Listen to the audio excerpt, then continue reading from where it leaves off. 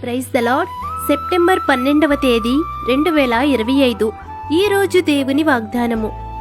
మీరు నన్ను ఏర్పరచుకొనలేదు, మీరు నా పేరట తండ్రిని ఏమి అడుగుదురో అది ఆయన మీకు అనుగ్రహించినట్లు మీరు ఫలించుటకును మీ ఫలము నిలిచియుండుటకును నేను మిమ్మును ఏర్పరచుకొని నియమించితిని.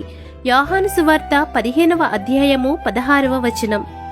మనము దేవుణ్ణి ప్రేమించితిమని కాదు, కానీ తానే మనలను ప్రేమించి మన పాపముల కొరకు ప్రాయశ్చిత్తముగా తన కుమారుణ్ణి పంపించారు.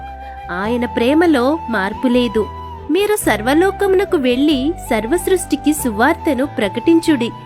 మీరు ఆయనని ప్రేమించారని కాదు, కానీ ఆయనే మొదట మిమ్మును ప్రేమించి మిమ్మును ఏర్పరచుకున్నారు.